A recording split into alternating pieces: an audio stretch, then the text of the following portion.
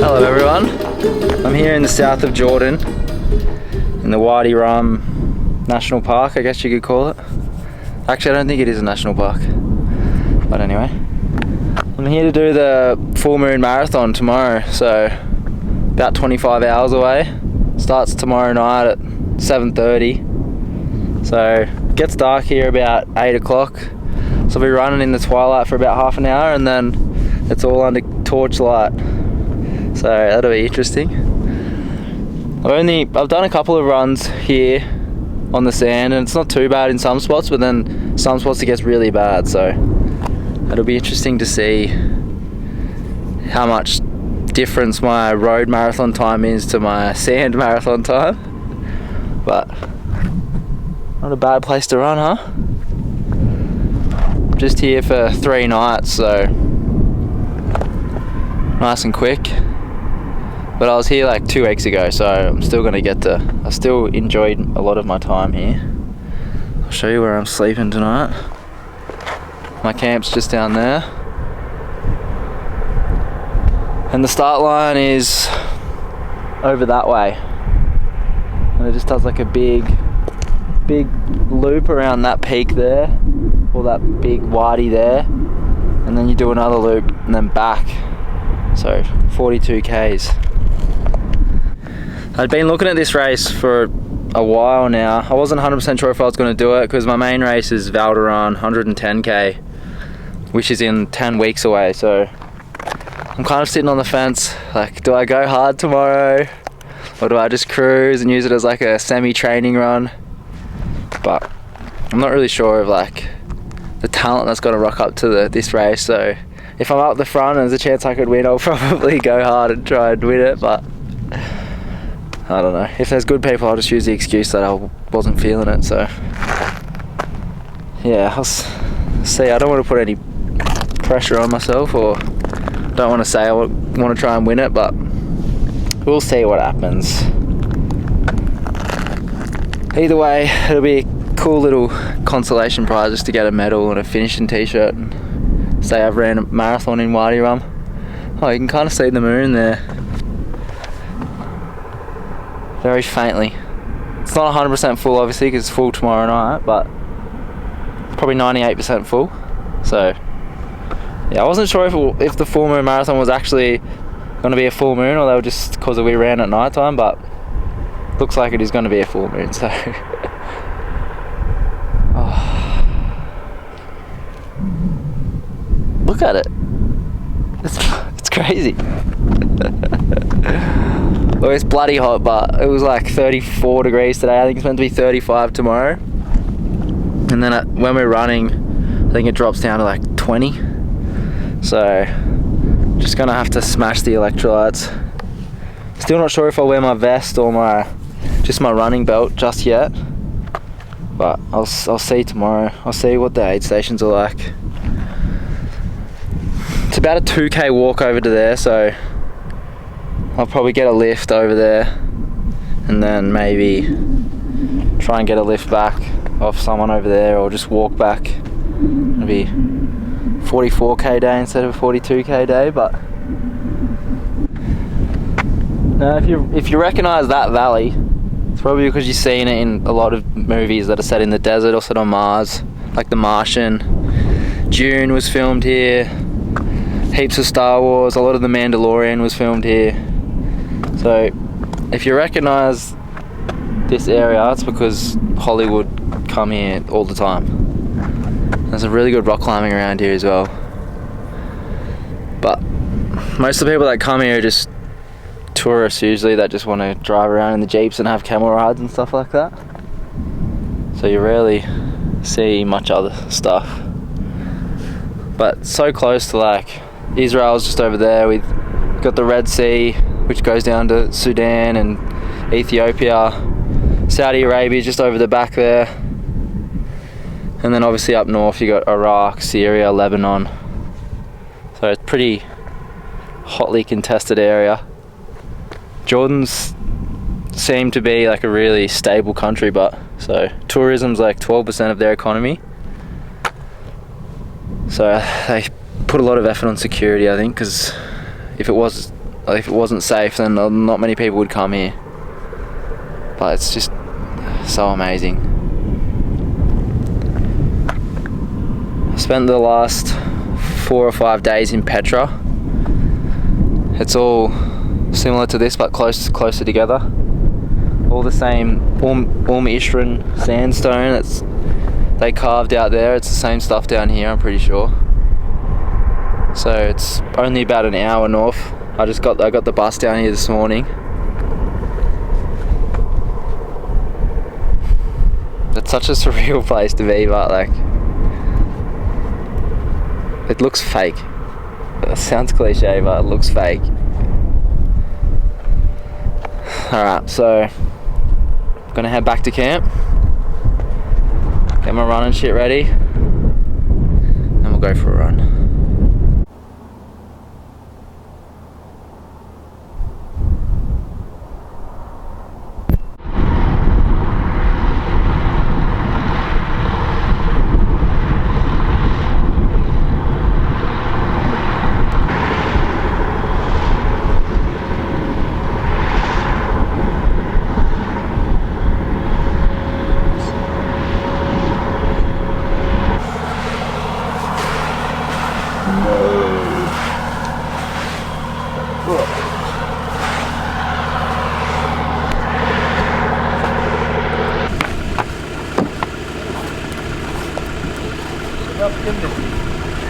عمك تفضل لا تقرأ عن تسمية ما تحدث. تعلم يا ولدي، تعلم تقرأ الهاشمي.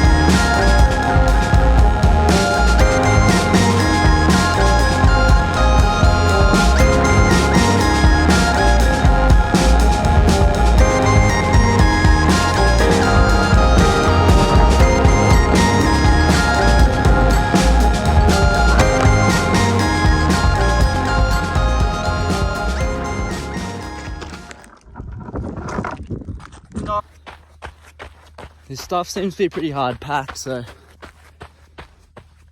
hopefully it's like that tomorrow. I'm guessing it will be, because I'm pretty sure they have markers with like glow sticks on them the whole way. So I'm guessing they're not walking or running, putting them in, they're driving. So I'm guessing the tracks should be solid, hopefully. Just when I thought my day couldn't get any worse, fall over, scratch myself up, and smash my phone screen from the tripod. in the wind. Bloody hell. That's gonna be real hard to get fixed in the middle of the desert.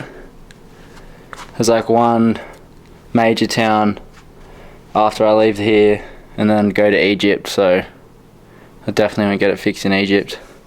So I'm hoping it doesn't break in the meantime. Morning.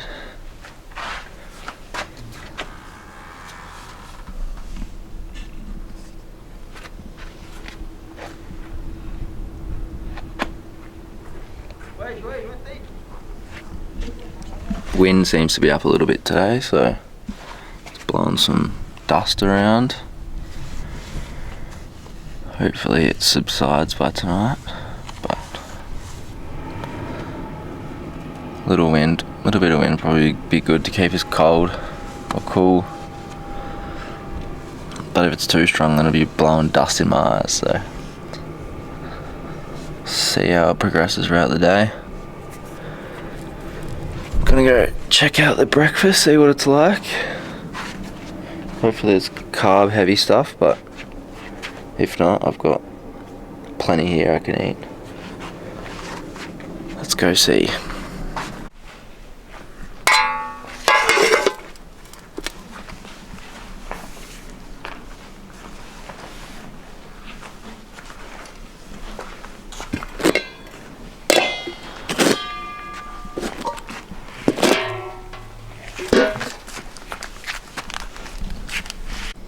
So that's pretty much your traditional breakfast that you get in Jordan.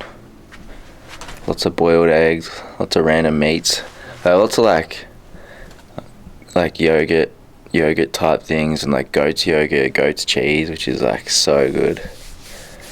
So yeah, breakfast doesn't start till 8, but apparently, so I'm just gonna chill in here for a bit, eat some figs and some bananas, and then I'll go load up. It's pretty good. They have like, this accommodation comes with breakfast and dinner included, so save a fair bit of money doing that, even though you're paying a bit extra. But yeah, just try and load up heaps of brekkie and then snack throughout the day on some more carbs. Just try and chill, and then get a lift over there tonight or this afternoon, maybe about 4:30, and just relax over there for a bit, and then it's go time. Alright, so this is my flat lay. Gone with my pegs, trails. Got my features, just all black socks. My favourite pair, I love those socks. Now I was tossing up between my Lululemon pants or my Nike half tights. But I just went with the Lululemon pants. I think this might be a bit too thick. So yeah, I went with the Lululemon. Went with a singlet. Now, normally in the sun you wouldn't wear black, but there's gonna be no sun, so doesn't matter. And then just went with my red Solomon hat to match my laces, as I like to do. Well, they say to wear a buff, so I don't know if I'll wear one of those. What do you guys reckon I should do? I really don't know.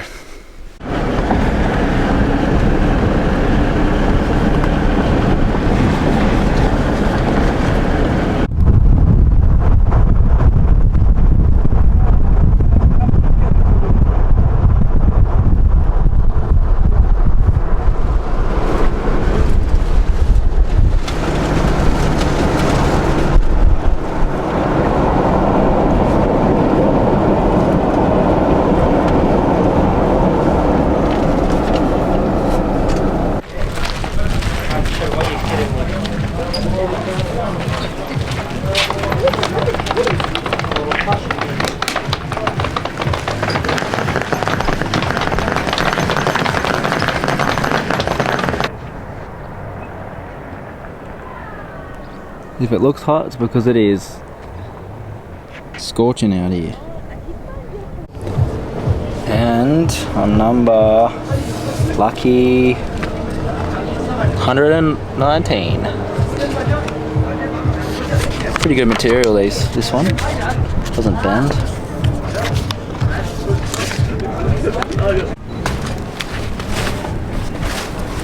I'll show you what's in the bag. Nice little black tote bag. Can't go wrong with that. Not that I have any room in my luggage or anything at the moment, but got a pretty cool buff. A nice t-shirt.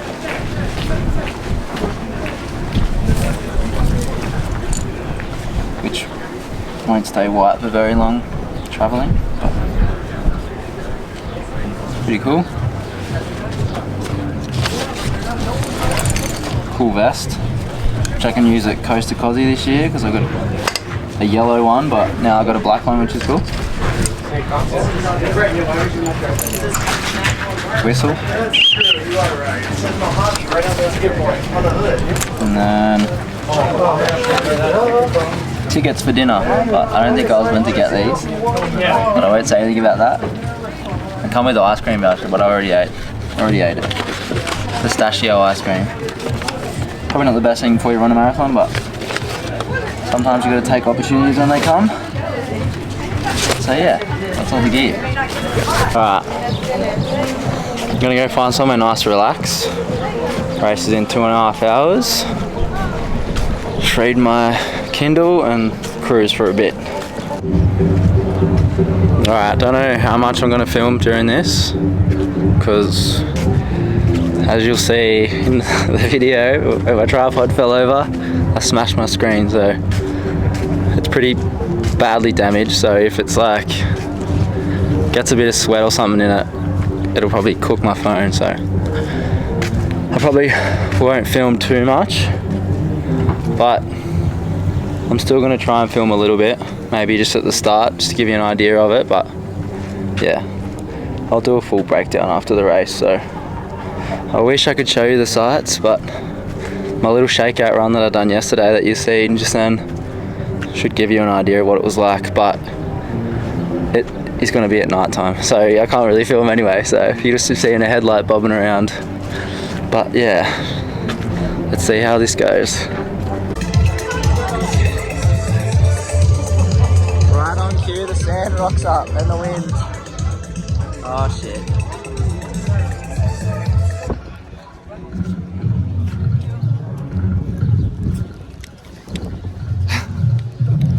This one's going to be a war of attrition, I think.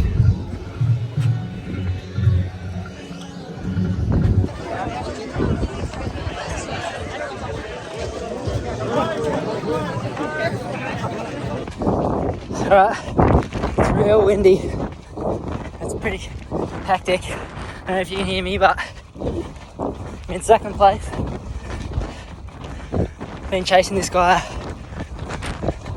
since the start, so see what happens.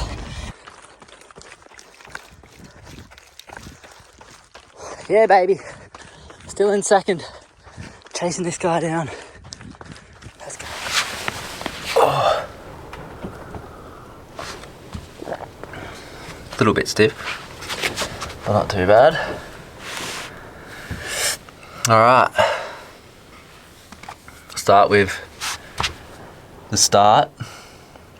We got like 10 minutes before the race started, and then there was just this huge like dust storm that just had come over.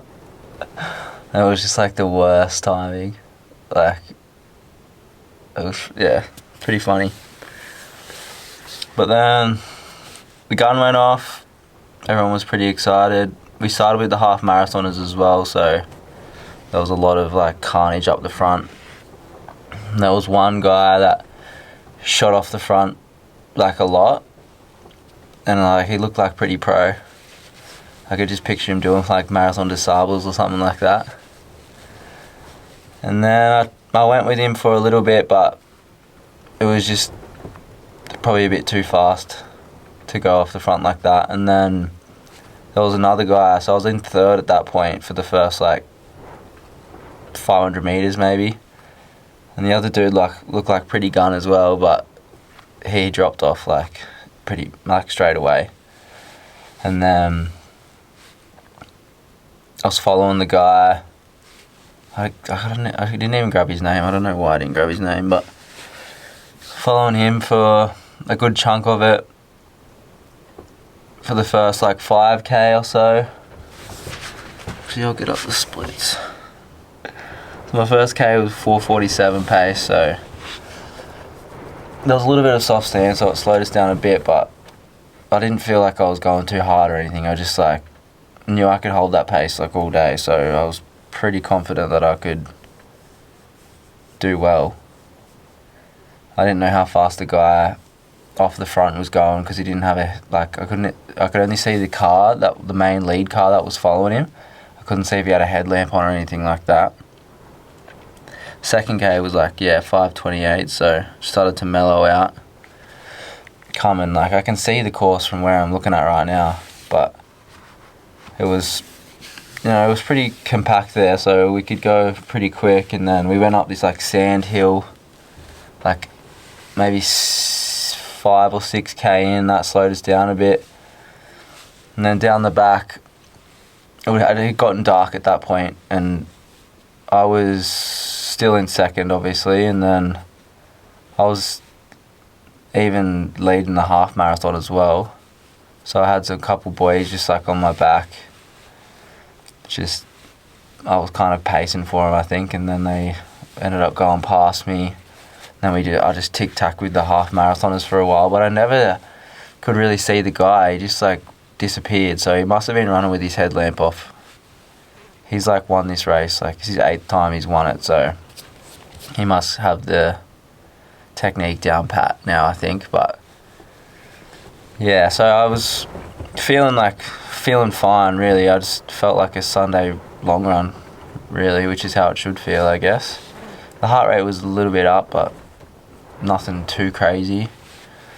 And then the first lap I was just running by headlamp.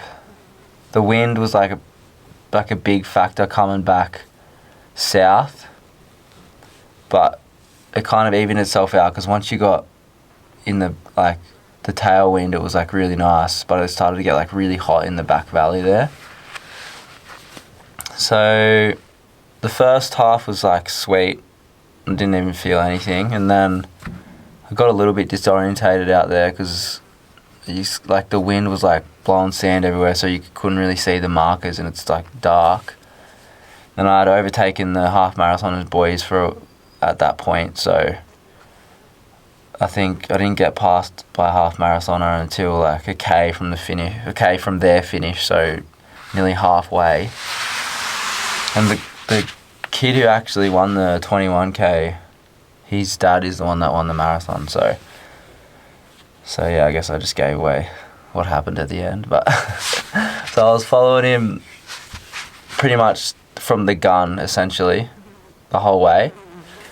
Now I could kind of see him, but I kind of couldn't see him because he obviously didn't have a headlamp on. And then after the second lap I turned my headlamp off as well, so I'm guessing that he still noticed me there, but because on the first lap I was the second person running on the trail, so I could see his footprints, and I could see where his pace was changing and different stuff like that, so I could like kind of match in the deep sand anyway. I was running on his footsteps, so we had the same gap the whole time.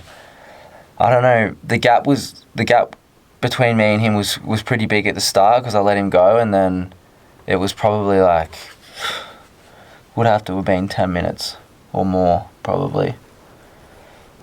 But then obviously I started to get it back, and then so it's a 2-loop course. I wish I could have filmed it, but I should have took my GoPro. That's what I'm going to do for Wadi Rum. I'm going to take my GoPro and film. I was too worried about my phone. I didn't even use my phone. But on the second lap I decided to turn my headlamp off then, and that's when the wind started to kick up again when we were going south. And I could faintly start to see a figure in the dark that was running through, so I hadn't overlapped any of the 10k runners or anything at that point, so I knew it had to have been him. But then gradually I started to overtake some 21kers and some like 10kers as well, so it was kind of, I thought I was chasing him, but maybe I was chasing them, and then caught up to him. But my legs felt pretty good, I think. Like wasn't really struggling with my legs until like the 35k mark, which is like every marathon's like that. So my lungs felt sweet. So yeah, I was just trying to like push the pace a little bit, but not push it too hard, because like I didn't actually know how far the gap was. So if I knew it was that close, I probably would have pushed it, but then I probably would have pushed it too hard. So I got like a normal week of training next week, so I can't be doing stupid shit in races. Or stupid shit in this race, because it's not my A race. It was just like a side thing. But yeah, so I probably could have pushed it a bit harder, but I was starting like on the back straights. There was probably like a good 5k stretch that was pretty hard pack stuff, and it was all downhill, so I could push the pace down those. And this was about the 30k mark. About the 30k mark that I started to push it a bit more. So that's when I must have put some time into him, because it was like pretty fast running at that stage until you get around the back to like the last 5k, or the last like 8k really was all really soft sand. So my calves were like starting to hurt a little bit then, but other than that, my body was like really sweet. So then, yeah, I didn't really see him that much towards the end. It was like, it was bright, like it was really bright. Like you'd see in the valleys, like it was just like the cliffs were just like illuminated by the moon. It was like amazing. But once you got out into the valley, it was hard to differentiate between like a big tree or a big bush and the guy when I was running. So I didn't really see him in the last like 3 or 4 Ks. And I would have, because he was only 3 minutes ahead of me, so he would have been in eyesight for sure, or maybe just out of eyesight. But so yeah, the last 2 Ks were pretty shit, to be honest. Like I think whenever you push hard for an extended period of time, like you're probably gonna feel a bit shitty, like at the end of a marathon. So yeah, the last 2 Ks were a bit shit, my legs were a bit sore, and then got to the finish line in second place, and he was like, I got to the finish, and then he was there just like spewing his guts up. Like, I don't know if like I must, like, if he seen me the whole race and I was like pushing him and he was like running scared, or maybe he just like had a bad day with his stomach or something, but I don't know, it was like a little bit of a moral victory to get there, and I was like feeling fine, and then he looked like he was a bit cooked, but maybe he just didn't have like a good day. So he's won that race, like that's his 8th time winning it. So someone commented on my Strava saying he's like one of the best sand runners in the Middle East. I don't even know what that means, but I don't know how many people run on the sand in the Middle East. But so yeah, I come second. It was like 3 hours 57 minutes and like 37 seconds or something like that, which is like nearly exactly an hour from my road marathon time. So I didn't really go into it with the time expected, because I didn't know how deep the sand was, so I was kind of guessing somewhere between 3:30 and 4 hours. I think if there was maybe like 20% less sand, you could probably go close to 3:30, but it's just like a bit taxing, like on your calves. But yeah, so I finished, and then I felt like really good actually. The only thing that was sore was like my top of my calves, and then that went all, like that was just lactic acid. So it ended up going away like 20 minutes later, and then I had a big feed for dinner there at like 12 o'clock at night. Then yeah, I felt fine. I was walking around like I'd just done a long run on the weekend. So I think that's a good sign that I can just jump straight back into training next week. So yeah, Wadi Rum, that's 8 weeks away. So this next couple of weeks going to be big training. I'm on the way to Dahab tomorrow, so into Egypt, getting the overnight ferry. So it'll be a good week of training in Dahab. There's some good mountains there, so I'm just a bit worried about training in Egypt and in some of the parts there. So might have to figure something out there. But yeah, overall sick race. Like, it's such a weird thing to run through the desert like that, like in the middle of the night with a full moon. It's just like, yeah, so weird, but it was so epic. I'm staying like 5k away from the race, so luckily some pommy blokes were driving back to the visitors centre, and I just asked them if they could drop me off like somewhere near my camp, kinda. So they dropped me off on the main road, then I had to walk across this big sand valley and up this like hill and then over the backside of it. So that was probably a good thing to like shake my legs out a little bit. But yeah, that's my race recap. I don't know if I'll ever run a marathon on the sand again. That was fucking pretty shit. I think if it wasn't so windy, it probably would have been alright, but a sick event. Like, I met some legends and the owners, or the race organisers that organised it. Just, yeah, they're really cool. So probably should give you the stats on the race as well. So it ended up being over a marathon. It was like 43.6 kilometres. So yeah, it was a bit, obviously it's hard to follow the exact path, but lucky I had on my watch that I could see where the path that I had previously ran was, so it wasn't too bad. But yeah, still a K over. It was 21.1 on the first lap, so I definitely did deviate a fair bit. But yeah, average pace was 5:26 kilometre pace, so not too bad on some really soft sections of sand. And it had 470 metres elevation gain in it as well. That's like a lot more than I thought it was going to be. But it makes sense because I remember some of those climbs, and like a lot of the climbs are like soft sand as well. So it was like pretty brutal going up and in soft sand as well. So average heart rate was 170, but I don't know if I really trust the watches. Yeah, really cool trophy as well. It's very heavy, but it's like probably like maybe 3 or 4 kilos, so there's not a chance it's going in my bag. I don't even have enough room for the buff and stuff like that, so I'm going to try and find a courier, send it back home to Oz tomorrow, but I was just going to leave it here and give it to the people that are in this camp, but Mum and Dad want to keep it, so send it home.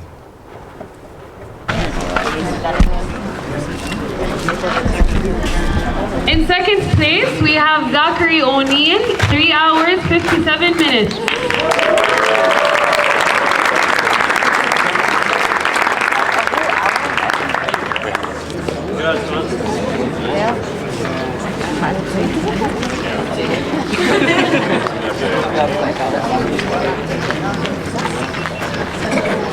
In first place, we have Salama Al-Aqra, 3 hours and 55 minutes.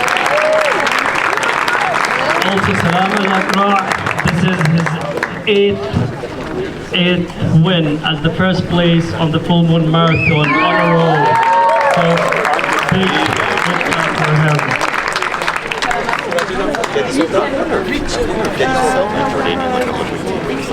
For running.